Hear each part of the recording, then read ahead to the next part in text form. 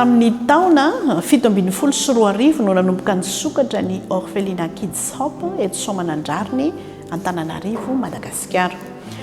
Ny 19 Novambra 17 kosa no notokanana ara-panjakana ny akany. Ankizy misa 3 no niraisina tany am-boalohany, marihana fa zazavavy kely avokoa no tezaina ato, na izy ireo kamboty reny na mety ho kamboty ray na mety ho kamboty tanteraka mihitsy. Volana vitsivitsy ny fanesy taorin'ny sokafany dia niampy tsikelikely nisan'ireo zazakamboty ka miisa 520 mirahavavy izy ireo ankehitriny. 9 volana no kely indrindra ary 12 taona no zokiny indrindra.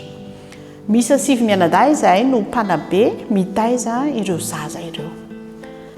Mianatra amin'ny sekoly andoavam-bola avokoa izy ireo amin'ny lycée privé adventiste Soamanandrariny. Voaramaso tsara avokoa ny toeram-pasalaman'ny ankizy. Ankoatra ny fianarana rantoviny ireo any am-pianarana dia manana ny fialambolony manokana araka ny salantaonany avy izy ireo. Ao ny mitendry violon, mitendry gitara, valiha, flûte, cloche ary piano. Tsara ny manamarika fa ny sasany amin'izy ireo dia mianatra kabary.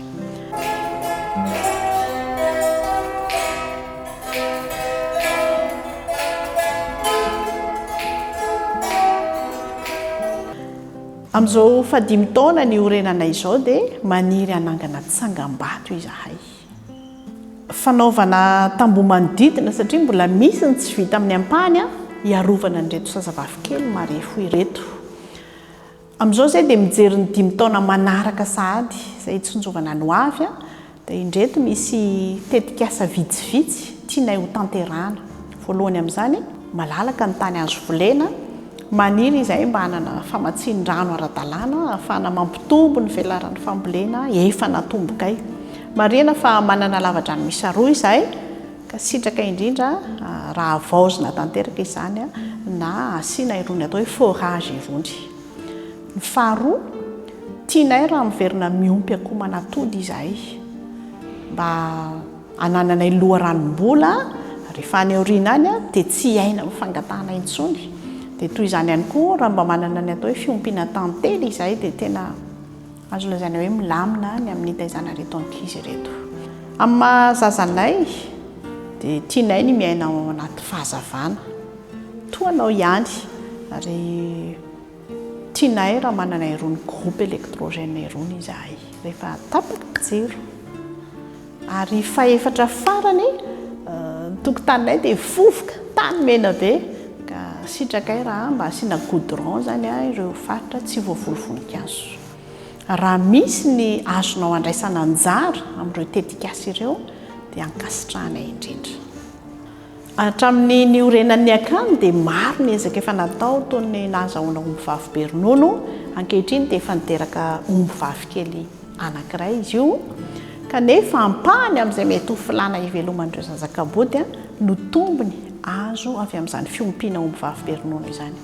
Mbola betsaka ny adidy ilaina ho azy ireo mba hisitrahana izy ireo ny zony sy hahatonga azy ireo tena olombanina tanteraka.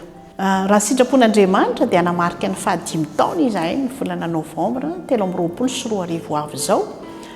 Androtsorotsy anareo amin'ny talentanay toy ny fihirana, ny fitendrena mozika dia matoky izahay fa tsy hamelanay irery anareo dia ankehitriny izay dia misaotra anareo sahady amin'ny fanohinana ny antso.